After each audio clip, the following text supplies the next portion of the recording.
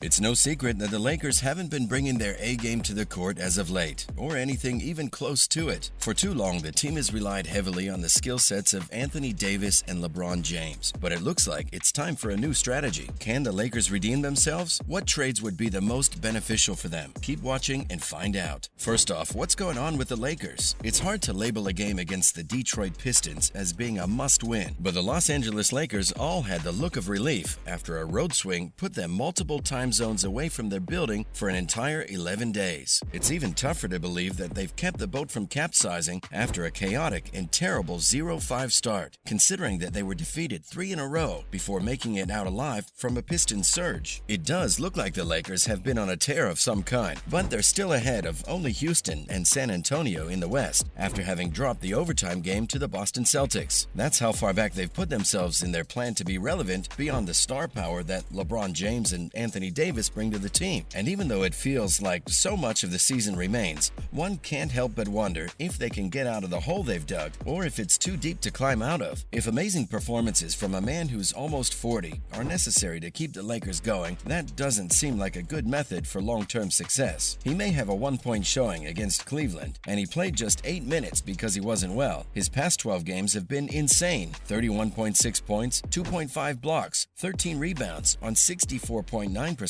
shooting. There seems to be a formula here, at least until or if the Lakers make a big personnel move, putting constant pressure on the rim to make up for the lack of three-point shooting. They'll also have to be opportunistic on the floor when the time calls for it, defend, or at least trying to. Davis and hoping he can save the rim, stay healthy, and out of foul trouble. Does that sound like a solid strategy? Here's how the Lakers could be contenders. These trades are legal at the moment, until December 15th that is, when most recently signed free agents become eligible for trade. The parameters could move in a month, with additional names possibly in play. We know it would be great for the Lakers if they trade Russell Westbrook, Patrick Beverley, Kendrick Nunn, and 2 future first-round picks for 2027 and 2029. Now, if the Brooklyn Nets trade Kyrie Irving to the Lakers, or the Detroit Pistons trade Bojan Bogdanovic, Nerlens Noel, or Alec Burks, we can see them being contenders. The Lakers aren't prepared to move future first-round picks for players who won't instantly move the needle. The team for now stays the worst three-point shooting team in the league at 31.2%, Beverly at 24.4%, and Nunn at 30.2%, and Beverly at 24.4% haven't turned out to be a fix. Westbrook may have accepted his role off the bench, but he still doesn't mesh well enough with James to make the Lakers a formidable contender. Irving, however, we feel would be different, considering he has a proven track record next to James, as the pair won the title together in 2016 for the Cleveland Cavaliers. The Lakers tried to get him, and Irving was up there among the top targets with their projected cap space in July 2023. That is, until his recent suspension for his promotion of anti-Semitic beliefs. Next up, Coach Ham gives his 2 cents. The 3-game losing streak that ended in Detroit did display some hope for improvement. The bad overtime loss in Philadelphia came after a violent rally to come back in the last minutes, and that might have had a hangover effect. Fortunately, it didn't, and Ham should be given more credit for keeping things level. Ham even spoke about it, saying that the loss was indeed a heartbreaking one, but there's nothing you can do except pick yourself up in times like these. He went on to say, "They scored in the midst of us making that run, and we just kept coming and kept coming and kept coming, and that has to be the way we approach the rest of our season." Russell Westbrook sat out the 4th quarter, but not because he had a disastrous night. It wasn't a career night, but he did get 11 points with 9 assists in just 21 minutes and made 5 of 9 shots. Ham stated post-game that he liked the unit that was going and decided to stick with it. Out of the reserves, only Reeves played more than Westbrook. Even though Westbrook was minus 12, that can be a misleading stat on the surface. It usually happened when Bojan Bogdanovic went crazy, scoring 25 of the Pistons' 41 during the 3rd quarter. Ham, though, seems to have established the honesty and equity with Westbrook for something like that to happen without it creating some big-time issues in the long term. Ham has been extremely direct with his players, whilst also motivating them. There's no doubting the fact that he knows how to coach. Let's assume that if Westbrook was performing horribly, it would probably be a tougher sell for Ham to claim he was rolling with the group. Westbrook might take it as a sign that his coach doesn't have faith in him or isn't ready to go with a veteran player through his struggles. Moving on, let's look at what they're doing right. Ham recalled in an instance from the previous game when Dennis Schroeder was meant to check in but motioned to the coaches to keep the present group on the floor. That specific sacrifice was brought up in the morning meeting, and of course, Ham had no idea he would have to call on it 2 nights after that. Ham believes that you can't base your conclusions conclusions off just the stats and should see what happens on the court. He personally was satisfied with their group and how they all worked together. He talked about Schroeder too, saying that he was the embodiment of what the team needs, which is competitiveness, accountability, and togetherness. He had a feeling that they may be able to come back and turn things around. Ham would be right to praise his team for a road trip that went better than predicted, but he knows perfectly well that they're still in a deep deficit and a lot more work is needed. When you start with a score of 2-10, every win is valuable, but no win can be big enough to exhale. The Lakers have no room for mistakes now, even if they actually control the trade board. Coming up, they have a fighting chance. It's easy to say the Lakers should do the careful thing, which would be to take a reverse cue from the NFL's Los Angeles Rams, who gambled everything for one Super Bowl win but doesn't look as good now, and hold on to their first-round picks that are still years into the future. But they knew how it goes when they signed James 4 years ago, as he helped to take them out of the NBA's abyss. Admittedly, he's no longer at the top of the game, performance-wise. He can have a night every now and again where no one compares, and he's in a league all of his own. But nights like that don't come along as much as they used to, that's for sure. But on the rare occasions when they do, he'll stay at the top of the basketball conversation. That doesn't mean he's owed anything, especially as some of the league's greatest players wrapped up careers on some not-so-stellar teams. It just means it's not easy to back away from all everyone has seemed to come to an agreement on. The West isn't exactly totally wide open, but there's enough going on there to give us a little hope. The truth is, even with the way they're presently constricted, the combined powers of Anthony Davis, Russell Westbrook, and LeBron James are still enough for everyone to give the Lakers the benefit of the doubt. While the product on the floor has not matched that status until now, the Lakers still think of themselves as near to being a contender. In a recent article, Eric Pincus of Bleacher Report gave us some insight into the Lakers' mindset ahead of the NBA's February trade deadline. The Lakers think that they're not too far from fielding a contender. Coach Darvin Ham getting Russell Westbrook to take on a role off the bench has upped his value to the team, especially as a playmaker for Anthony Davis. But still, there are concerns within the team that Westbrook doesn't go well with LeBron James, and that the fusion of stars may not be the best idea in the postseason when rotations shorten. Let's not forget, the Lakers also have guards Kendrick Nunn and Patrick Beverley, who are expiring contracts as trade pieces for a tinier deal, or with Westbrook in a possible blockbuster. The answer relies on what the other teams can offer. The Lakers will definitely give more if the return gives the team a solid chance to do well in the playoffs, because that's what they want, of course. Finally, here are some predictions for the trade market. With some big questions looming about the fit of the Westbrook and Beverley backcourt, it comes as no shocker that the Lakers have been looking to shift the veteran point guard. While the comeback for him will not be too high, there have been some interesting names brought up as possible trade targets for LA. League sources revealed to Hoopshype that prior to Reddish's latest benching in New York, the Knicks originally talked to the Lakers to see if they'd be down for swapping Evan Fournier for Kendrick Nunn and Patrick Beverley. Apparently, both Nunn and Beverley will become unrestricted free agents after this season wraps up. After that, the Knicks have reportedly been trying to package Reddish with Fournier in several trade talks. Despite how things may seem right now, the Lakers still have time to save this season. If Anthony Davis keeps up his dominant tear and Rob Pelinka pulls the trigger on a small-scale deal, it might be just what this team needs to make a run this season. If not, this might just be the last time we see this squad together. After so much disappointment and turmoil throughout the past few years, this may well be their last chance to set things right. Do you think the Lakers can bounce back? Let us know in the comments below. That's it for today. If you liked the video, please leave a like, share, and a subscribe to our channel for more awesome content just like this.